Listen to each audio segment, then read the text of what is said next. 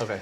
Čau, vítejte u dalšího videa na mém kanálu. Teďka tady mám kamaráda Kevina. Kevin slouží jakožto sheriff's deputy v jednom městě v Kalifornii. Nebudeme říkat, jaký oddělení, ale taky sloužil jakožto Coast Guard a teďka taky slouží i u amerického letectva a tam dělá fuels. Tak, just introduce you so we can start. Perfect. I made sure I do not say anything about your agency. Yes. So we're gonna talk in very general terms. Okay. Cool. Tak, tady mám taky live, Instagram live, takže pokud máte nějaké otázky, tak se určitě ptejte. Kevin už má několik desítek let za sebou. You have so many decades behind you serving. All right. First question. How did you become a police officer? So it's something I always wanted to do when I was a young child, but then kind of didn't want to. I wasn't really a strong writer, and so I knew police reports were a huge part of being a cop. And so I kind of was like, I don't think I'm going to do that anymore because I'm not such a strong writer, and I don't like writing reports. But then the older I got out of high school, I decided to see what happened. I applied for San Francisco PD, and I just said, we'll see what happens. And luckily I went through the process and I got hired, and that's kind of where that started. And that was back in 2001, right after 9/11 happened. I joined I was going through the hiring process during 9/11, but I started the academy in November of 2001. So right 2 months after 9/11 happened. Okay. So we can say your ex-agency's names. Yeah, I don't care about ex-agencies. All right, cool. So San Francisco. So San Francisco Police Academy. I've applied over there, so kind of. Yeah. But so how was it? How was the Police Academy? Police Academy was, since that was run by the San Francisco, with only San Francisco cops in it, it was run more like a military boot camp.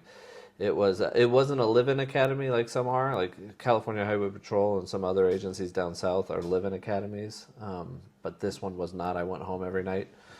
But it was still structured the same. There was still the physical fitness portion of it in the morning, defensive tactics, and then it broke into classroom sessions. But in between each of those, our drill instructors were San Francisco PD officers that were assigned to that class. So we did get, Yelled at. Yeah, yelled at, push-ups. Running around the halls for no apparent reason, just meaningless tasks. Or we'd get called to the office. You have to square the door, smack it, announce yourself. If you didn't, 3 instructors would come out and start yelling at you, and then make you do push-ups in the hallway. Okay. One of the big things is whatever hand you use your gun with, left or right, you could never have anything in that hand. Never. Ever. Yeah, so if they saw you walking down the hallway with a water bottle or a pencil or your notebook in your gun hand, you would get yelled at for that. Makes sense. Yeah. You gotta use it. So, yeah. Okay. Well, then from there, there's gonna be a cliffhanger, okay? So we're going to you're gonna actually tell us your story of your incident, which happened during Coast Guard mission, if you're open to it. Oh, yeah, sure. And then with that's a cliffhanger. It's something to do with a medical diagnosis that hopefully will turn into a VA because claim. There was a horrible thing which happened. So we're gonna get to it because we're gonna do this for only 30 minutes. 30 minutes. 30 minutes. Yeah. All right. So my attention span. I get it. So then from San Francisco, I know you went to different police agency. We don't have to go into it. Yeah, no, basically I went from San Francisco PD, which is a huge metropolitan police department consisting of, I don't know how many cops they have, 2,700, I want to say. I don't even know how big they are, but went from an agency with, we'll just say 2,000 cops, and I wanted to get closer to home because the commute is the traffic going into San Francisco every night. I know, it's a killer. Bad, so. Yeah, just wanted to get closer to home. So I went to an agency closer to my house, more inland, about 60 miles east of San Francisco. And that's where I've been ever since. Right. Yes, you kind of live sort of close. We kind of live close, so I know the drive is terrible. Yeah. Ten drive tam do San Francisca řídit, to máš také od tam, a když je zácpa, tak 3,5 hodiny. Já teda jsem aspoň to měl za San Francisco, do San Francisco. What, to San Francisco from our location, it's like what? It's like an hour and a half during commute hours? During commute hours, yeah, easily. About an hour if there's no traffic. Sucks. Hour and a half if there's traffic. And if there's even heavier traffic, holiday weekends or just an accident, it could be 2 hours. So question to this. Yep. If you are traveling back home and you're a San Francisco cop, can you enforce laws on the way back home as a police officer? If you see something crazy happening, can you step in and do something? Yes and no. Would you want to do something? Only if lives are being threatened. But no, I would not put myself in that position because A, I'm not in uniform. I don't have a police car. Do I have the authority to, per California law? Yes. But would I want to put myself in harm's way like that unless there's a life-threatening issue, unless there's an active shooter? Pretty much is the only reason I would get involved. But now, if I had a specialty assignment where I had a take-home vehicle and I was in a uniform and I was traveling home, then it's much easier because then you have your radio on you and you can tell dispatch where you're at and to send local units to your location. Uniform units. Yeah, uniform meaning... marked. Yeah, marked Yeah. uniform. Yeah, we call them Right. uniform units. So whoever's wearing a uniform, if you're a detective and you're wearing plain clothes and you're in an unmarked car, you're kind of in the same situation. Right, You right, do makes sense. have the luxury of having your lights in your police car. But other than that, a civilian car, yeah, you don't have any authority to pull people over. But Because you see those TV shows where they have like they're traveling home and they start doing police job because they see something. yeah, that generally never happens. Never happens at all. All right. So Yeah. from PD, then your story joining Coast Guard is awesome too, because we know Coast Guard is, I would say, the second most difficult basic military academy or basic military training. Yeah, Which that's what we I've have. heard. I've Right. never gone through any other ones but the Coast Guards, but the research I've done is the Marine Corps is physically the hardest. Right. Coast Guard has a mental aspect to it, where it makes it challenging. So they always put that as the second because it's the most mentally taxing boot camp. And then other than that, I don't know how the other ones rank. Air Force I like Air Force. It was a piece Yeah. of cake. Oh. At least for me. Right. From my perspective, it was easy. So, okay, well, let's go to Coast Guard. Okay. Why Coast Guard? How did you get into Coast Guard? So my family was Navy, and so I looked at that. But for the Coast Guard at the time, they had. I was at an agency, right, that had a Coast Guard station within its area of responsibility. So I used to attend meetings at the Coast Guard station for an intelligent officer. Basically, it was called DOIT, the Delta Enforcement Intelligence. I don't remember what the acronym was, but it was a DOIT meeting, and Delta Officers Intelligence Team. Yeah, and so I was part of that, and so I was working closely with a lot of Coast Guardsmen at that station. And then I just started talking about how I wish I joined the military when I was 18, or I wish I joined and I wasn't in an opportunity to, but now I kind of feel like I can. And then the reserve portion of it was an option. And so I started looking at different branches and working with the Coast Guard. They said, oh, you could be a maritime enforcement officer, which is basically military law enforcement, which I had a background doing.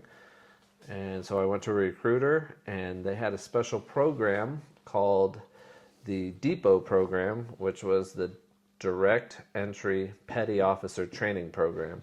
And essentially, it was set up for cops, firefighters, people who had the specialty training, mechanics, if they were outboard engine boat mechanics.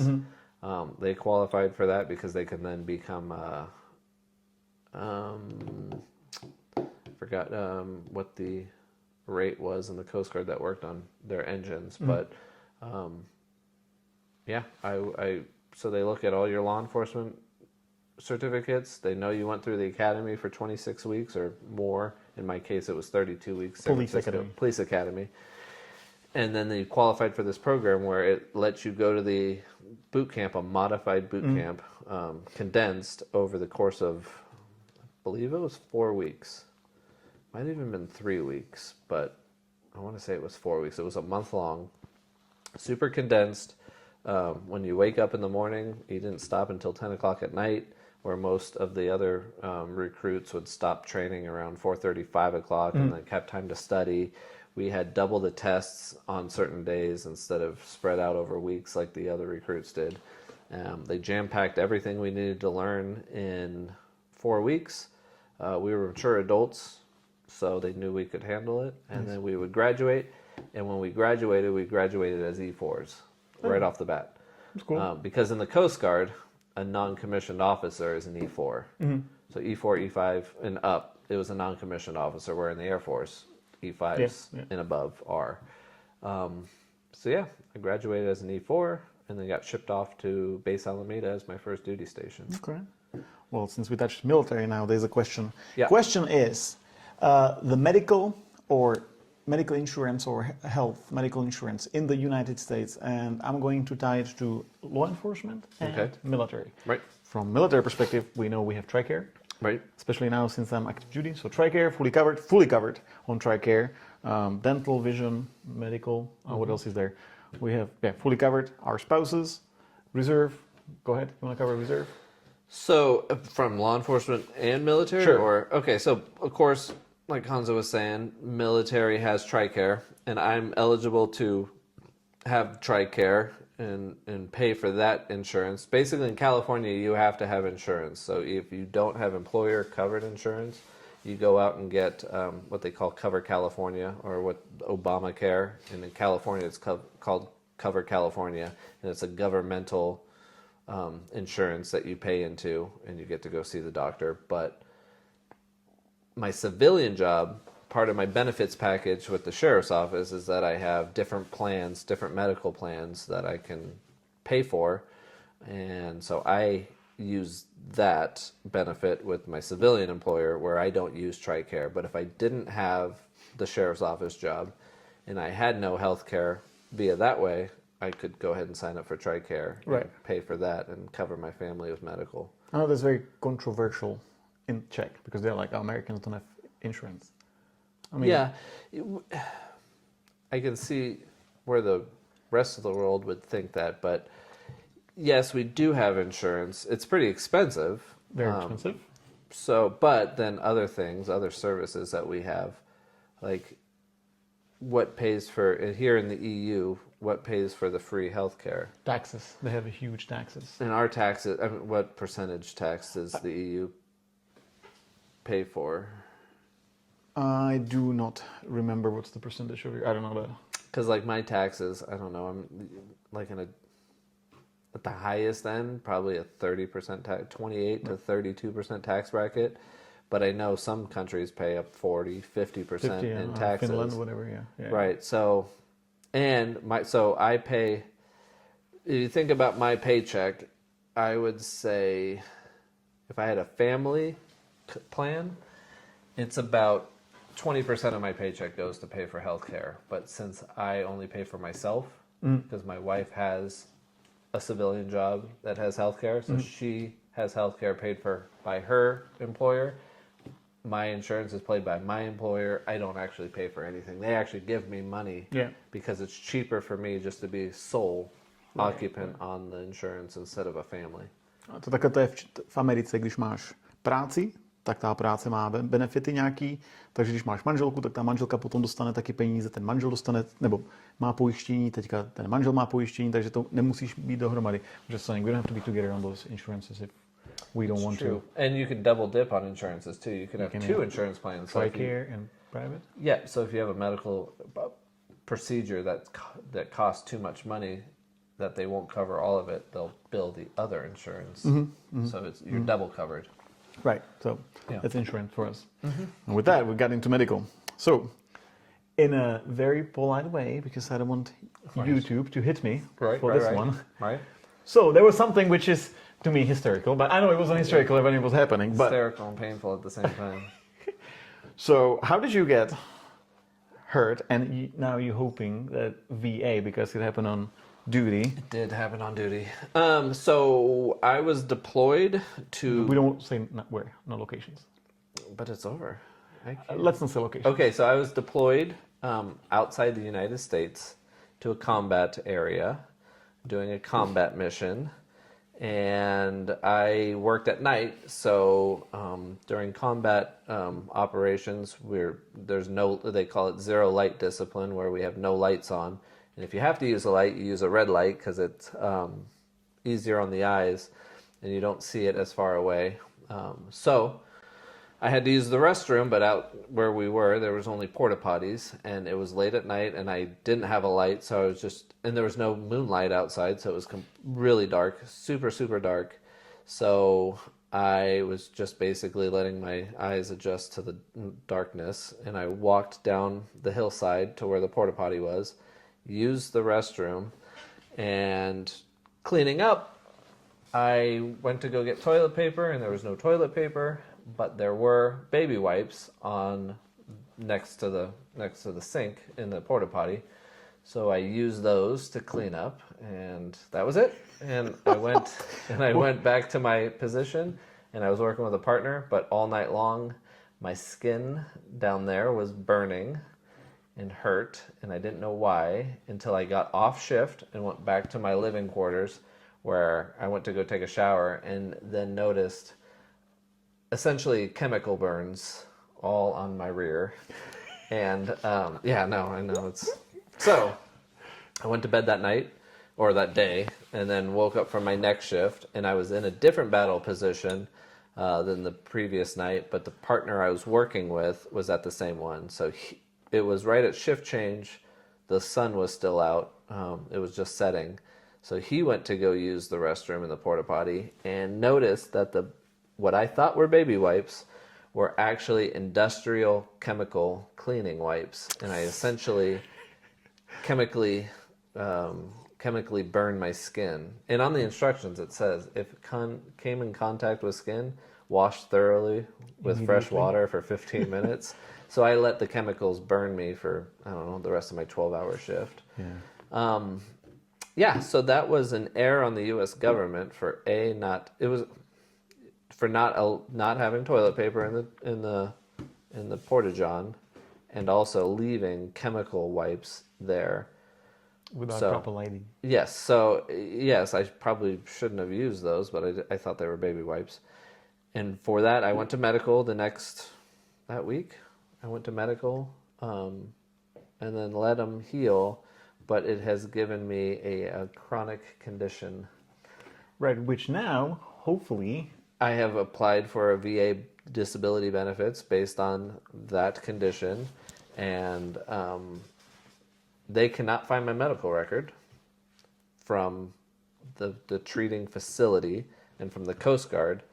They can't find any of my Coast Guard records, so that's concerning. So I had to have buddy letters written, so 3 of my, the guy that was on shift with me that night, and then 2 other people that I served with that knew I was going through this have written me buddy letters that have been attached to my VA claim, and my civilian medical doctor records treating me for this condition have also been attached, and those are all my supporting documents. And it's been about 2 years since I put in my VA claim. It was March of 24.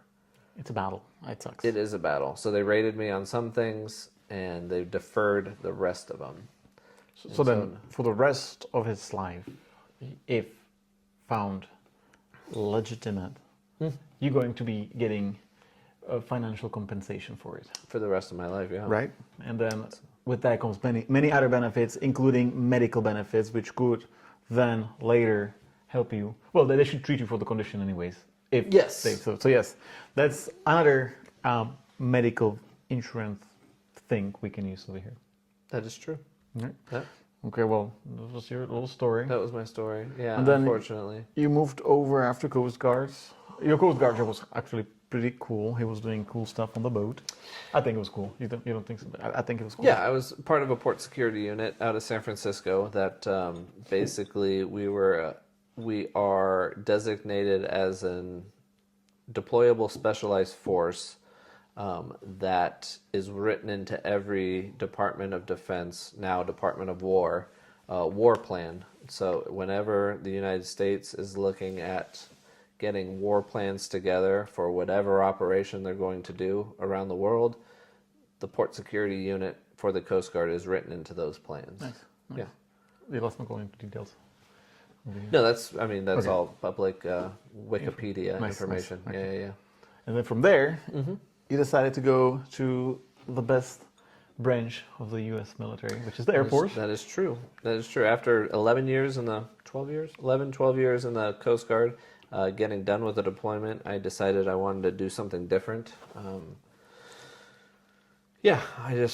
was looking for a new challenge for the rest of the 8-9 years I had left in the military, and I chose the Air Force because my older son is in the Air Force, and I thought we could start a legacy of Air Force in my family. And yeah, so I went to a recruiter, looked at all the jobs I can do, and it really went down to what would work with my civilian employer. Like, I didn't want to be gone in a pipeline of technical training for 2-3 years, because then that would take me away from my civilian employer For too long. which is completely allowed under law, but it would be detrimental to the family and to my job. So I decided to do a job that was a little easier and quicker with the technical school, and my technical school was only a month and a half. So, and since he's cross training, he's moving branches from one branch to another, and then his basic was harder than ours, technically, I would say. Yeah, I mean, I think pretty much every branch you can go to its sister service and not redo boot camp, except for the Marine Corps. You Marine need to Corps do it, is the only one. So if you want to go into different branch, you need to do training with them. Well, if you want to go Marine Corps, you need to do training with them. Otherwise, you get to go. That's what he did. So tech school only. Yep. And then with that, that's where we met. That's where we met. That's where we met. We were in the same squadron together. Different jobs. Different jobs, same squadron. And It's been a few years now. Rest is history. Yeah, it's been 4 years. Yes. Okay, and then with that, let's go back to your deputy job. Okay. So I've told them that, you're a SWAT operator. I was a sniper. Yep. Sniper, yeah. The sniper for the SWAT team. That's cool. Mm-hmm. Any cool story you can share? No, I mean, California law enforcement has changed a lot in the last, I'd say the last 10 years, but recently, since 2019, George Floyd incident pretty much has changed how law enforcement is done. And before, SWAT teams used to get on scene. They used to just shoot gas through the windows, bust down doors, go in there, flashbang every room they go into. But that is dramatically changed. Now we're more of a surrounding call-out team where if there's somebody we know is in a house, we surround the house and we just, on a PA system, call them out. Right. And then their actions dictate how we escalate our actions, our tactics. Mm-hmm. So if they start shooting out of the windows, well, of course, that's the highest level of force we're going to use to defend ourselves. But we will use every means necessary to get them out of the house without using any force. Okay. Yeah. Well then, since this one, deputy, what do you do as a deputy then? Since I don't want to expose too much. Mm-hmm. But then deputy. Okay, so deputy. How would you explain deputies? Because I know my viewers usually are confused. They have law enforcement officer and people who like military and law enforcement. Right. So they're confused about, let's say CHP are going to be using California. CHP, sheriffs, and local police agencies. If you can break it down. So California has really a lot of different specialized law enforcement agencies within its state. California Highway Patrol deals with all state-owned highways and state-owned buildings. So you'll find highway patrol officers patrolling the highways, and they patrol like the state capitol. They will be on any other state-owned building. Trying to think, I would use the Department of Motor Vehicles as an example, but the Department of Motor Vehicles has their own police department called they're DMV inspectors, and so they're fully sworn police officers dealing with crimes that happen. So like registration and title fraud for cars, they would deal with those kind of crimes. I didn't even know that. So I'm trying to think of another state-owned building that they would... We can go with the state capital. Yeah, anyway, so state-owned buildings. So, but they also deal with enforcing traffic and taking traffic accident reports in unincorporated city jurisdictions. So, we have cities and counties in California. There's 52 counties in California. 52, 56, something. Low 50s. And every county has a sheriff's office, and within the county there will be multiple cities that are incorporated. So if you have an incorporated city, they generally have their own police department that handles all law enforcement within the city limits. But then a city will also have unincorporated areas that the sheriff's office will patrol. Okay. So for my city, or for my county, we have 7 cities in it, but we have unincorporated areas of every one of those cities. So the sheriff's office would then patrol and handle all the crime reports in the unincorporated areas of those cities. Okay. And then the highway patrol would take all accident reports within the unincorporated area. So I don't take accident reports. So if I'm speeding down a highway and then I move over to your area and then I cause an accident over there, who's going to be taking care of it? Most likely a deputy will show up at first and then refer the report over to the California Highway Patrol, and then they would come out and take the accident report. Okay. Yeah. And then we forget about municipal areas, right? Police. So, yep. So the city are incorporated instead of unincorporated, and then they handle everything. They handle traffic reports. They handle all Within of the it. city. Within the city. Yep. And so for me to drive from one end of my county to another, I have to drive in and out of cities, and I can take law enforcement action in those cities, even though I'm not a city cop. Right. But yeah, they don't like us to. They like us handling stuff in our area, but you know, But you can if you want. yeah, crime doesn't Yeah.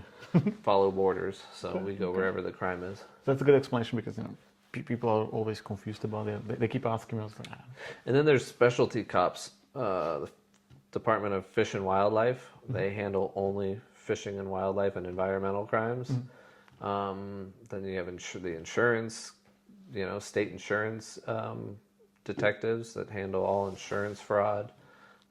There are so many. There's the horse racing in California. They have their own police department that handles all the like testing and regulation of horse racing in California. okay. What else? You can move to federal then because you have postal. Oh, and then yeah, then federal. It's crazy. There's hundreds of different little agencies. Okay. Yeah. So, And but in my county, we work closely with Fish and Game, which is the Fish and Wildlife, because we have a huge body of water that runs through our county, and there's a lot of recreational and commercial fishermen that are fishing, and so we work closely with the Fish and Wildlife, Highway Patrol, and then the 4 or 5 main cities that are in our county. Okay. Yeah. And question. So why do you always, when you pull over somebody, touch the rear lights of a vehicle? Not you, but... Right. I've heard the reason why. I do it just to make sure that the trunk is closed. I always push down on the trunk to make sure that the trunk is closed, so that if there's somebody hiding in the trunk, they don't pop out on me. But they also said that back in the day, you leave your fingerprints on the vehicle, on the rear of the vehicle. So if you got shot and killed, and the car took off, and they find the car at a later time, they can see that your fingerprints were the ones that are on the back of the car, and they can link it to that was the car that was at the scene of the crime. So yeah, I don't know if that's true, but that was what was always told to me. And then you did some specialized duties. I don't want to expose what you're doing now, but if you can touch on what you've done, what's cool, what do you think is cool, just introduce the law enforcement. So in my career, I have been a motorcycle officer. So I did primary traffic enforcement on a BMW motorcycle for 5 years, and that was taking accident reports, issuing infraction, speeding tickets, any traffic infraction ticket. So I did that for 4 years. Big one was DUI enforcement. That was another job that the traffic enforcement division is driving under influence? Yes. Yeah, we have a .08 legal limit in California of driving under the driving with alcohol in your system. You can actually be arrested for driving under that limit if you can show impairment. So if somebody who's never drank before drinks, and they're maybe like a .04, half the legal limit, or a .05, but their driving is really bad because they can't handle their alcohol, you could still be arrested for driving under the influence, even though it's under the legal limit. Never knew that. Now, a lawyer probably can argue and get you off of that, but yeah, you could still get arrested for that. But yeah, so I was I won an award for 3 years in a row for having the most DUI arrests in my agency. But that was just because that was part of my job. Okay. So officers would pull over a car and have a DUI driver in it. They would call me to take the report. Okay. Because I was quick at it. So nice. Yeah. Okay, and since we're still with the police, I know you didn't like it when I told you over here in Europe, you don't need to have a reason to pull somebody over. You can just issue a ticket based on a camera. No, I mean they just stop you, just kind of check paperwork, I see. right? They Got just stop you, you see cops where they just pull you over. Right. Hey, come over here, and they check your documents, whatever, and then let you go. Nothing else, right? But they do it, right? And you're like, what the hell? Right. Well, that's the American. Me being an American and having the Constitution, and that's where cops are big constitutional people. We have rights in America based on the Constitution, and we don't want the government to infringe on those rights. Right. And so you would think that cops would be like, oh, I'd want to get into every car, but we need a legal reason to get into a car. Speeding, taillights being out, suspecting of a crime. Something dingling there. Somebody just pulling me over because they want to just investigate something, but they have no legal reason to, is against the American culture and American way. I know, because people the whole reason why we had the Revolutionary War. Yeah. So. Okay, and then I know it's 33 minutes. It is. It's been 33 minutes already. So I want to make sure I'm on overtime. Okay. Cool. Yeah. Last thing. So something else besides the motor. Okay. So I did motors. I was a field training officer, so I trained new officers who had no experience. I did that both for the sheriff's office and with the municipal police department I worked for. I did that for several years. I promoted to sergeant, which is the first line supervisor at the police department I worked for, and that's when I left that agency and went to the sheriff's office. That was the last assignment I held with them. And I really like your job where you were. I don't want to say it out loud if you can talk about it. Where you went to locations and you collected certain. Oh, yeah. So at the sheriff's office... Yeah. Okay. So at the sheriff's office, we have an extradition unit. And so basically, if a court issues a warrant for your arrest and you abscond on that warrant and you flee the jurisdiction of California and you go to... So you go to New York and you're hiding out in New York and you get pulled over by a New York cop and they find out you have a warrant in California, they will arrest you. And you go to jail in New York and you go through what's called extradition hearings, where you can either waive your extradition and get flown back to California to answer your charges that you got the warrant issued for, or you can fight extradition and say you don't want to leave New York, which never works because then they just have to get what's called a governor's warrant, and the governor of California has to sign a waiver to bring you back to his state. So we have to wait. It's like a 40-day process. So they're sitting in jail while the governor gets what's called a governor's warrant signed, and then we have the governor's warrant, we have the arrest warrant, and with those two documents, we can fly to New York as California peace officers, take custody of the person that has the warrant in California, and then fly them all the way home. It's a cool job. Yeah, so I did that for about 3 years, and I flew all over the country picking up individuals who did not go to court and answer the crimes that they got accused of. Collecting your miles. Yes, and that's a good thing. You get to collect hotel miles, rental car miles, the airline miles. Right. And so it's quite a racket. Okay, well, again, I want to be respectful, so I got. Oh, and what else? And then you got the sheriff's office. And then I went to the coolest assignment, SWAT, as a sniper, an entry guy, and now I drive boats.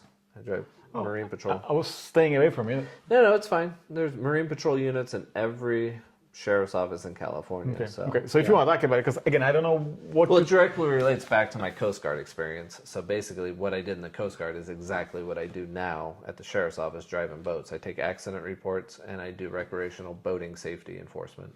And he gets to ride a jet ski, which is kind of cool. We got jet skis. We got 4 jet skis, and we have 4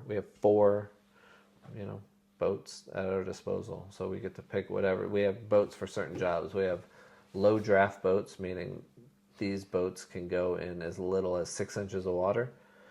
We have a tactical response boat, which can do 65 miles an hour, which is our search and rescue law enforcement boat. We have another boat that tows really well. It has an inboard diesel engine, so if we have to tow boats, or we have to pull stuff off the shore, the shore that might be lodged in a bunch of silt and debris. We use that boat. We have the 4 jet skis, and then we have a little inflatable ribbed boat. Okay. Yeah. You see, but for me, the best thing is that you work with me. That is true. I'm trying to work with you even more. I know. So it was actually pretty cool. So we worked together. Well, we did work together before I got a new assignment. And I'm trying to find an assignment that we can go in together and do it be together reunited again. But because we have the same amount of years, we need to retire together. We do. Yeah, because you started when? 2011. What month? December. You started. Oh, okay. So I started in April. So yeah, we would retire in the same. If we did 20 years and punched it at 20 years, we would. Yeah, you see. So we'll see. See what happens. Yeah. Anyways, I don't want to go over unless you want to talk. Well, is there any other questions? Do we have any other questions? Let's see. There's people just watching. You guys can ask questions, but How many people are watching? They're left now, 2 only. Well, there's only 2. Yeah, with that, Do we know where they're from? No, let's see. Do a shout out to the 2 people that are watching. We have Czech Sheriff's car. Oh, so this Czech Sheriff's car, this guy, he actually came to the States. Okay. What he does a reenactment. So he's got a actual American police car in Czech with lights, with the emblems and everything on it. Okay. They have uniforms, and they go to reenactment events or like big events, and they show the police car to people. They show the police car to kids or whatever.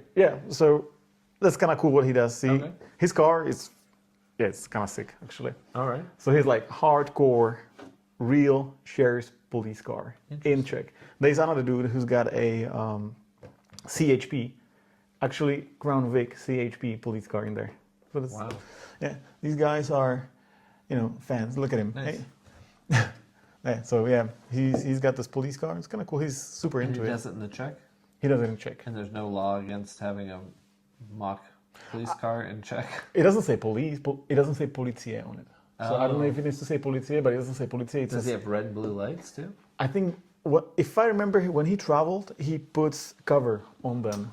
Got it. So it doesn't actually look like a police car. So again, right, in California that's super illegal. Right. Right. But then in California, if you would be driving a silver and blue car which says Policie, Yeah, you can't have that. No? Nope. You can't have anything that says police on it. But it says policie, it's not police. Oh, I see. It's misspelled. So it's not police, it's policie. I think that would work. So, yeah. Well, I don't know. Well, this is what they do. Okay. So, yeah, I mean, and then if there's anything else you want to share about police thing in California? No, Would you recommend people doing it? Be honest. But don't be overly honest. No. So, if it's your passion and you want to do it, then sure. The job has become harder to do because of political and social influences into the job. So before, we used to arrive on a scene and people were happy to see us and they wanted us to help, or they wanted us to go in schools and do education, the DARE program, the drug again, what is it? something against drugs. DARE. Against. I was in DARE when I was like 8 in junior high and elementary school. So that was a Nancy Reagan started that program. So yeah, I can't remember what it means. But anyway, they used to like us going into schools, and they liked that interacting with the kids, and they used to like us showing up on scene. Now, because of just political tension and just what's happened recently in law enforcement with public, they don't like us. Yeah, they don't want us coming into schools. They hate when we go to schools. I think social work is where it should be. If somebody's having a mental health breakdown, they don't want the police to show up. They want healthcare workers to show up and social workers to show up. But unfortunately, they can't handle the situation. They end up calling us anyway. And then just however the actions dictate our reaction to it. And sometimes it's not good, but it's just to protect us and the public. And we get a bad rap for that. What I see though is it's becoming more like the European policing in California, at least. I don't know in other states, but this is what I'm seeing from outside. Becoming more like the European police force, where they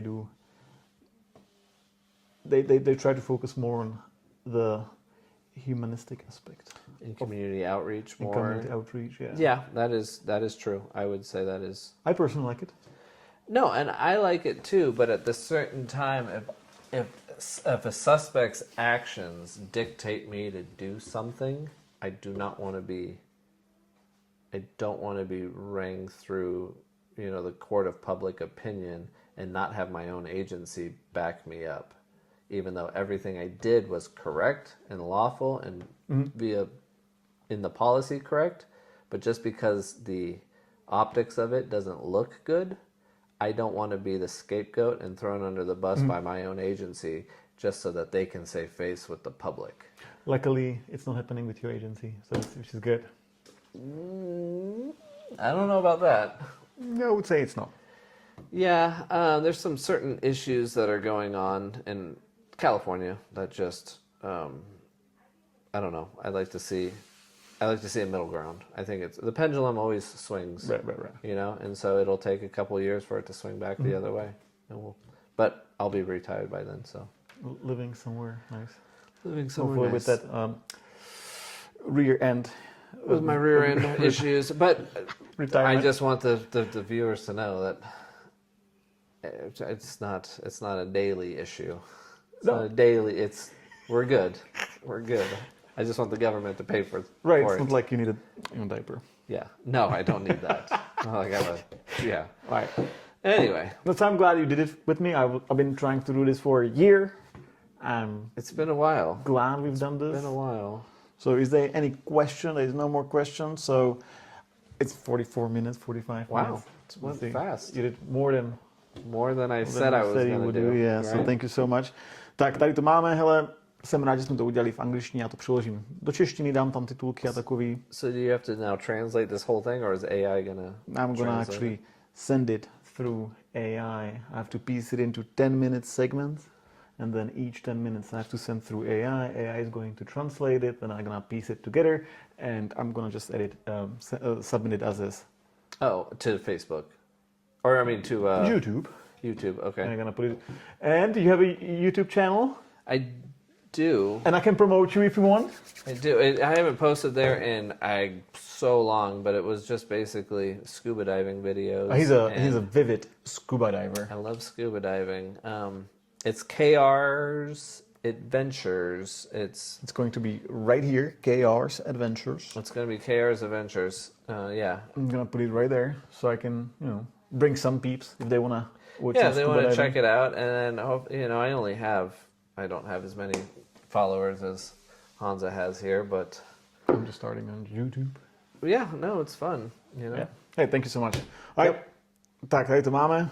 Pokud budete mít nějaké otázky, tak se ptejte, já se zeptám Kevina do komentářů a potom to nějak pokecáme, pošlu vám zprávu zpátky. Díky moc, hele.